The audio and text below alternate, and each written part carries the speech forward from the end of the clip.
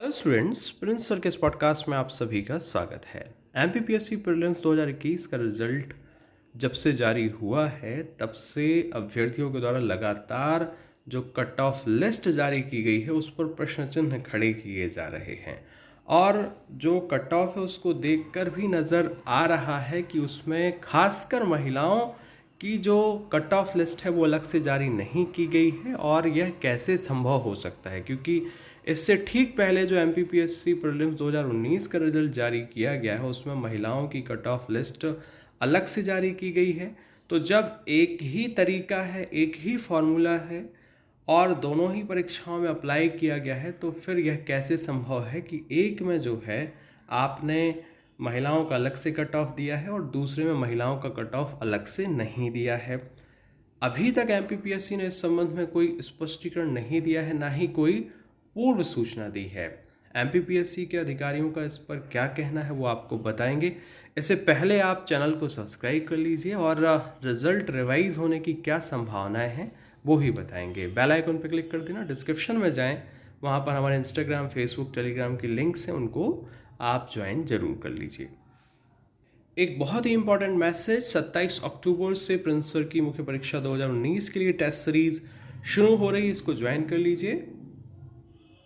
और आपको बता दें कि जो भी बच्चे मुख्य परीक्षा 2019 दे रहे हैं, चाहे वो प्रिंस सर के रेगुलर स्टूडेंट हों या ना हों, सभी को प्रिंस सर की तरफ से वर्ल्ड हिस्ट्री यानी कि विश्व इतिहास का जो नोट्स, उसकी पीडीएफ हिंदी और अंग्रेजी दोनों माध्यमों में बिल्कुल फ्री दी जा रही है। इसके लिए आपको हमारे नंबर 9685570712 पर व्हाट्सएप करना है और आपको पीडीएफ मिल जाएगी। ओके स्टूडेंट्स, तो चलिए बात करते हैं। बता दें आपको, तो देखिए इसमें आयोग की तरफ से जवाब आया है, लेकिन जो स्थिति बन रही है वो ये है कि ओबीसी आरक्षण पर 27% पर फैसला आया तो प्रावधिक सूची में शामिल अनारक्षित श्रेणी के दावेदारों की उम्मीदवारी खत्म हो जाएगी, ये मैं बता चुका हूँ। और अगर ओबीसी आरक्षण पर 14% फैसला आता है तो प्रावधिक में जगह बनाने वाले पिछड़ा वर्ग के उम्मीदवार अगले चरण की प्रक्रिया में नहीं जाएंगे।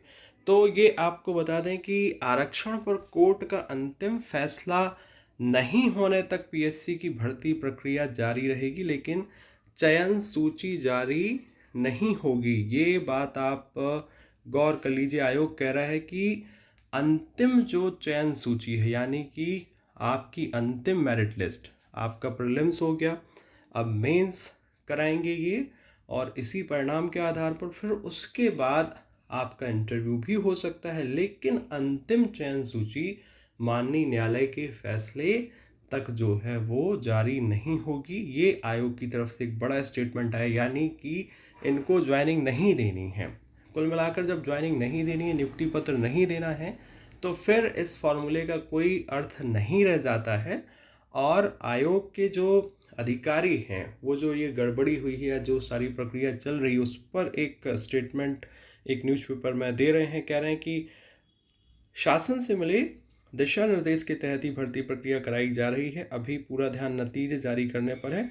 भर्ती प्रक्रिया प्रभावित ना हो इसलिए कैविएट भी दायर की जा रही। हम यही उम्मीद कर रहे हैं कि अंतिम चयन सूची से पहले आरक्षण पर फैसला आ जाएगा।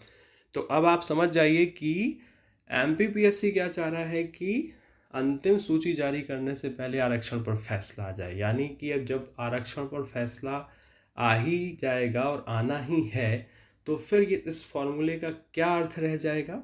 और जहाँ तक कैविएट दायर करने का सवाल है, तो इस पर देखिए माननीय न्यायालय आयोग के पक्ष को भी सुनेगा, उनका पक्ष जाने बिना, उनके तर्क जाने बिना इस पर फैसला नहीं देगा, रिजल्ट पर रोक नहीं लगाएगा।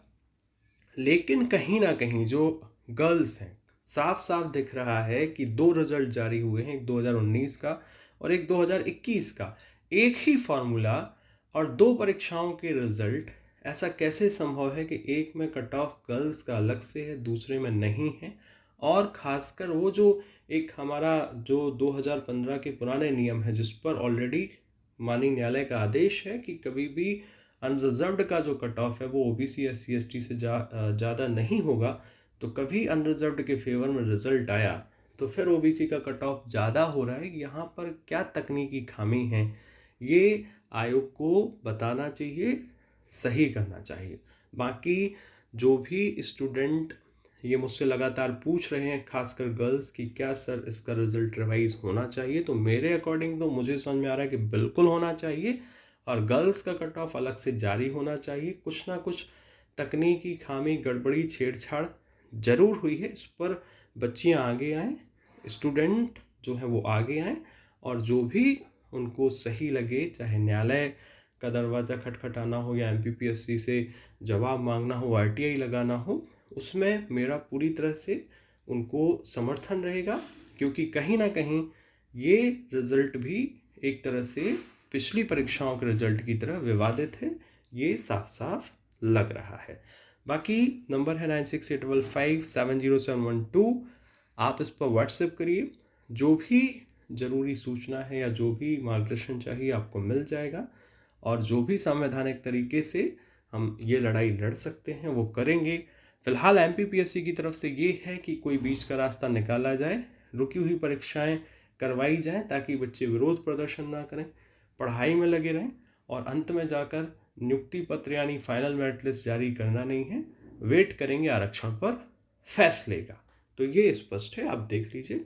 बाकी मिलते हैं अगले पॉडकास्ट में। धन्यवाद।